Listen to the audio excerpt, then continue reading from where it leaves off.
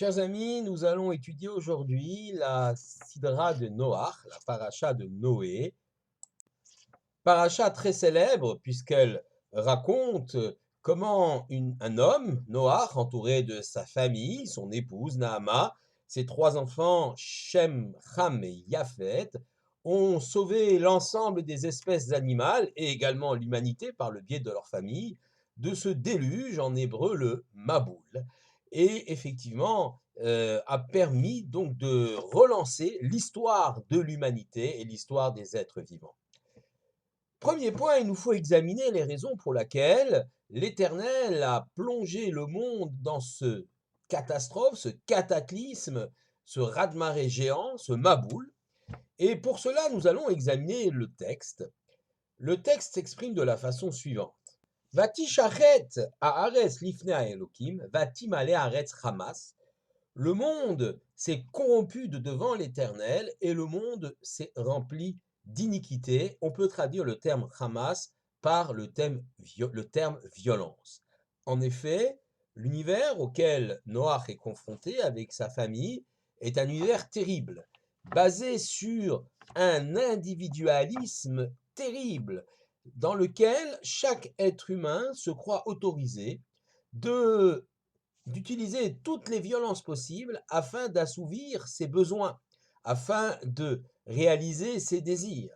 C'est une société individualiste au sens fort du terme. L'homme veut posséder les objets de son prochain, la femme de son prochain ou les femmes de son prochain, pourquoi pas, et va mettre tout en œuvre au mépris même de la vie de son prochain pour pouvoir obtenir ce qu'il souhaite.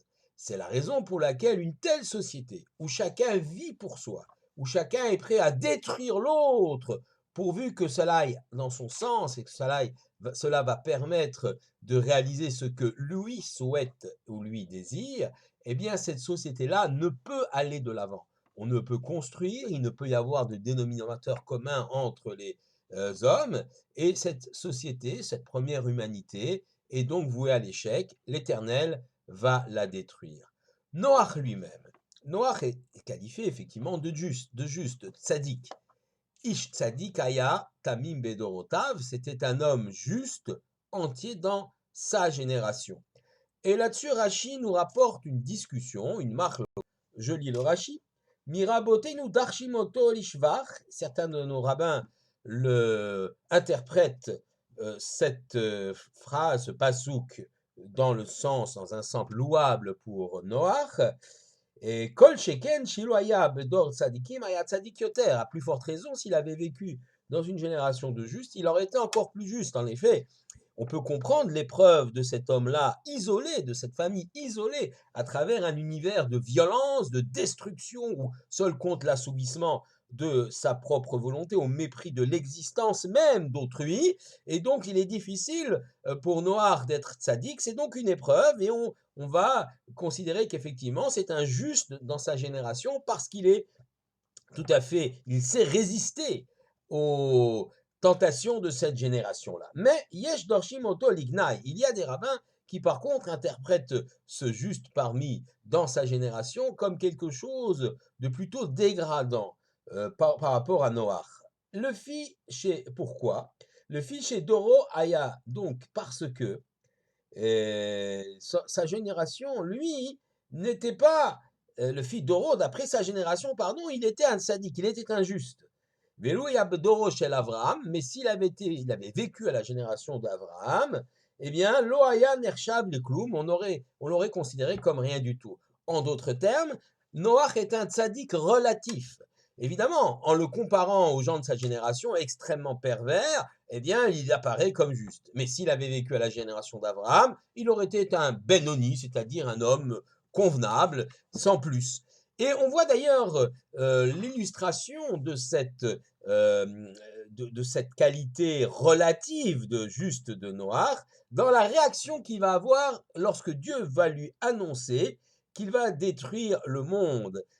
Dieu dit à Noach, Ni ineni mevi et maboul maïm à la arrête, je vais amener un déluge d'eau sur la terre, les shachet kol basar, pour détruire toute créature, asher bo ruach hayim, qui a un souffle de vie, mitachat hashamayim, sous le ciel.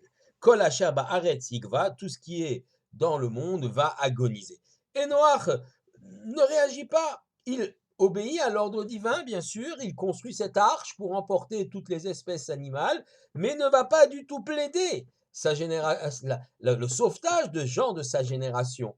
Ce que Dieu lui reprochera d'ailleurs à la fin de l'histoire, lorsqu'il sortira de l'arche, et Dieu lui demandera, mais Noach va se plaindre, il n'y a plus personne dans le monde, et Dieu lui dit, bah, il est bien temps maintenant de te plaindre. Contrairement à Abraham, lorsque Abraham, Dieu va lui annoncer la destruction de Sodome et de Gomorrhe, Sodome et Amora en hébreu, Abraham va réagir, il va essayer de sauver ses villes, il ne va pas y arriver, mais il va quand même essayer de plaider la cause de ces êtres humains contemporains. On peut dire que Noach, effectivement, est injuste relatif à sa génération, une génération individualiste. Eh bien, Noach, bien qu'il soit juste, qu'il n'utilise pas la violence, et aussi une certaine forme, vit une certaine forme d'individualisme, puisqu'il sauve sa famille, il sauve les espèces animales à la demande de l'Éternel, mais ne se préoccupe pas de l'avenir de l'espèce humaine. La vie à bord de l'arche de Noé est extraordinaire. On peut imaginer cet homme qui va nourrir tous ces animaux, comprend évidemment aussi l'importance de la biodiversité. C'est quelque chose de tout à fait contemporain aujourd'hui, la préservation de la biodiversité. C'est la mission que Noach s'est donnée, ou a reçue, pardon, de l'Éternel, préserver l'ensemble des espèces animales afin que le monde vivant puisse repartir après ce déluge. Petite anecdote quand même, petit passage intéressant, c'est lorsque Dieu ordonne à Noach de construire cette arche, il dit Tsoar ta'aseh la teva. Tu feras un tsoar à la teva, c'est-à-dire une source de lumière. Et intéressant de comprendre ce que veut dire ce mot tsoar, source de lumière. Et là encore, Rashi nous rapporte une discussion sur l'identification de ce tsoar, de cette source de lumière. Yesh omrim chalon, certains disent que c'est une fenêtre, donc laissant passer la clarté du soleil, du jour, et d'autres disent, yesh omrim, et d'autres disent, even tuva, ameira la hem, c'était une sorte de grosse pierre précieuse, espèce de saphir lumineux. On n'avait pas encore inventé l'électricité, mais peut-être y avait-il quelques phénomènes chimiques qui permettaient donc d'éclairer l'arche à l'intérieur, et donc d'ailleurs l'intensité baissait durant la nuit. Alors, de façon allégorique, on peut imaginer que ces deux sources de lumière représentent pour nous deux sources de lumière, puisque la lumière est la connaissance, la sagesse. Doit-on choisir de ne se préoccuper ou de ne se centrer que sur la source de lumière intérieure du peuple juif, c'est-à-dire la Torah, ce sont nos textes, nos rabbanim, et ignorer le monde extérieur, c'est représenté par la Even Tuva, la pierre précieuse, à l'intérieur de l'arche, ou doit-on aussi se tourner vers l'extérieur, vers la fenêtre. Alors, évidemment, pas exclusivement vers l'extérieur. La source de lumière de l'extérieur pourrait nous faire penser à une source de lumière venant des nations, sagesse, science des nations. La réponse est que puisqu'il y a une marque loquette, quelque part, c'est vers ces deux sources de lumière que nous devons nous tourner, à la fois la source de lumière intérieure, bien sûr, la principale, l'Even Tuva, la pierre précieuse, ce qui est le plus précieux pour nous, c'est-à-dire la Torah et la sagesse de nos maîtres, mais ne jamais fermer la fenêtre et toujours laisser la possibilité aux sagesses et aux sciences des nations d'entrer et en tout cas de les étudier. Voilà un peu un enseignement que l'on peut tirer de cette fenêtre qui est également une pierre précieuse, ce tsoar qu'on trouve au début de notre sidra. Mais je voudrais revenir au cœur même de cette sidra, et notamment aux échecs, aux deux échecs de l'humanité. Le premier échec, nous l'avons vu, c'est l'échec de l'humanité violente, individualiste, qui écrase, annihile même l'existence d'autrui pour pouvoir assouvir ses propres désirs, ses propres besoins, son besoin de puissance, de conquête, de je ne sais quoi. Mais il y a un deuxième épisode beaucoup plus court à la fin de la Sidra, c'est celui de la tour de Babel. Épisode bien curieux que je m'en vais vous raconter aujourd'hui maintenant. En effet, quelque temps après la fin du déluge, le retour de Noach et de sa famille sur la terre ferme et le renouveau de la société, de la civilisation, eh bien, l'humanité va se grouper dans la plaine de Shinar, quelque part en Babylonie, va fonder un empire dirigé par un puissant roi qui s'appelle Nimrod. Et ce roi Nimrod a une idée. Il veut construire une puissante cité et aussi au cœur de cette cité, construire une tour gigantesque dont le sommet va atteindre le ciel. Ainsi s'exprime le texte.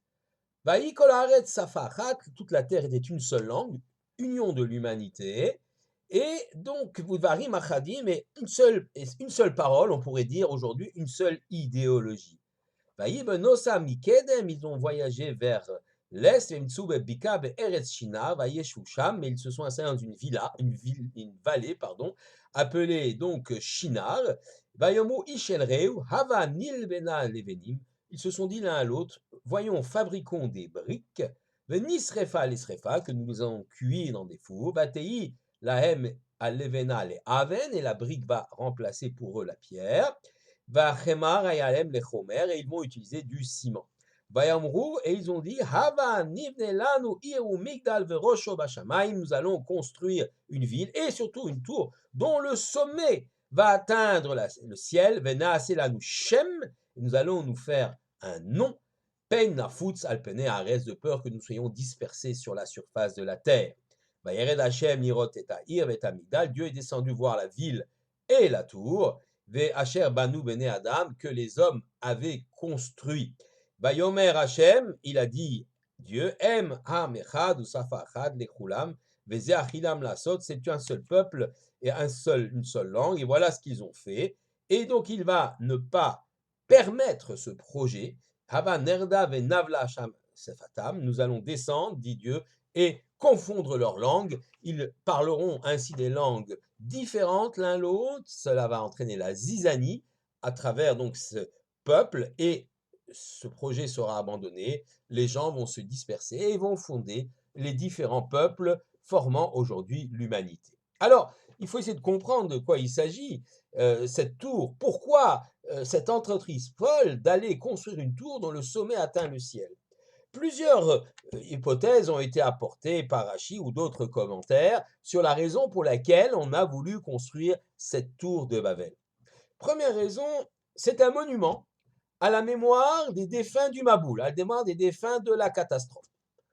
Ça, c'est pas trop méchant, on peut comprendre, un monument du souvenir, nous avons aussi nos monuments aux morts, mais enfin, quelque part, ça reste assez stérile puisque cette société vit dans le passé, ne prend pas la leçon du pourquoi du déluge, pourquoi l'humanité a été détruite, et ne se lamente que sur les morts, ce qui peut-être est légitime quelque part, mais en tout cas ne permet pas de progresser puisqu'aucune leçon n'est tirée de l'épisode précédent, celui du Maboul. Deuxième hypothèse, cette tour, eh bien, elle est en fait une espèce de tour d'assaut vers le ciel. En effet, le roi Nimrod et tout son peuple, une sorte de dictature, de totalitarisme, ne se suffisent plus de la surface de la terre, de l'endroit où ils sont. Ils veulent aller conquérir le ciel. Et d'ailleurs, il y avait au sommet de cette tour une idole avec une lance en main dirigée vers le ciel, comme si l'homme avait cette prétention de disputer à Dieu les cieux, de conquérir le ciel. Évidemment, c'est un leurre, mais ainsi pensait-il pouvoir atteindre le ciel. Enfin, troisième idée, celle que l'on pourrait qualifier des savants fous, les astrologues et les savants de Babylone, de Nimrod, ont calculé qu'une fois tous les 1756 ans, eh bien, le ciel se met en mouvement, le ciel s'effondre, ça a été le cas pour le déluge, et ce calcul savant, effectivement, permet pour eux d'avoir des prévisions. Et maintenant, afin d'éviter un nouveau déluge, que le ciel nous tombe sur la tête, comme on dit, que l'univers donc s'écroule, eh bien, on va construire des piliers pour soutenir le ciel, des piliers incroyables, gigantesques. En voilà déjà un premier, un deuxième était en préparation, on n'a pas eu le temps de le faire. Donc des piliers gigantesques qui vont maintenir le monde. Et ça, c'est absolument incroyable. C'est la croyance en la toute-puissance de la science. Bien sûr, nous aimons la science, bien sûr, nous acceptons les avancées scientifiques. Mais là, il s'agit d'hommes et de femmes qui sont tout à fait embrigadés dans cette idée que l'homme peut tout, même maîtriser la nature et construire des éléments pour pouvoir la maîtriser, notamment ces piliers qui vont soutenir le ciel, la toute-puissance de la science, qui écarte bien sûr l'Éternel, qui écarte la providence de tous les plans de l'univers. Alors, quelles que soient les motivations pour la construction de cette tour, on peut dire qu'il y a un avantage de cette société de la tour de Babel par rapport à la société du déluge de Noé. C'est qu'il y a une union entre les hommes. Il n'y a pas d'individualisme. Au contraire, c'est ici le collectivisme qui préside. Un collectivisme qui est terrible, qui va jusqu'au fanatisme, puisque le Midrash nous raconte qu'il y avait deux escaliers pour monter au sommet de la tour. Un premier pour monter, un deuxième pour descendre. Et lorsque les ouvriers mettaient des jours et des jours pour atteindre le sommet de la tour portant un sac de briques, eh bien, c'était quelque chose d'extraordinaire. Lorsqu'un ouvrier tombait, eh bien, on se lamentait non pas de la mort de l'ouvrier, mais du retard pris par la construction de la tour, comme si la vie d'un individu comptait peu par rapport au projet dominant, au projet collectif, j'allais dire collectiviste. Alors évidemment, pas de guerre, pas d'affrontement dans cette société. Un ordre règne sans aucun problème, mais c'est une société qui écrase l'individu pour donner la priorité à la collectivité. Nous avons vu cela notamment dans les sociétés communistes ou bolcheviques où l'individu est totalement écrasé par le bien de la collectivité, le bien national, comme on dirait.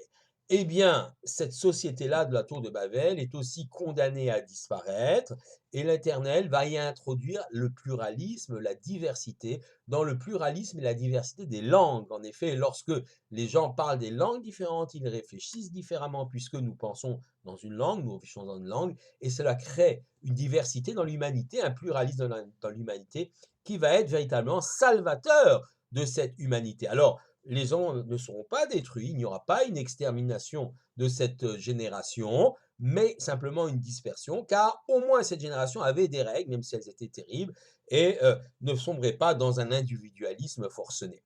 Alors, pour conclure, évidemment, nous avons donc deux sociétés, la société du déluge, individualiste au possible, euh, au prix de l'existence même d'autrui, la société de la tour de Babel, basée sur un collectivisme absolu. Ces deux sociétés sont les deux exemples à ne pas suivre, des deux sociétés desquelles il faut s'écarter. La Torah, au contraire, nous propose un modèle effectivement où la collectivité, appelée le Klal Israël, est essentielle, mais où cette collectivité n'écrase pas l'individu, respecte l'identité et la valeur de chacun d'entre nous. C'est le chemin, le derer que nous montre la Torah. Shabbat Shalom à tous.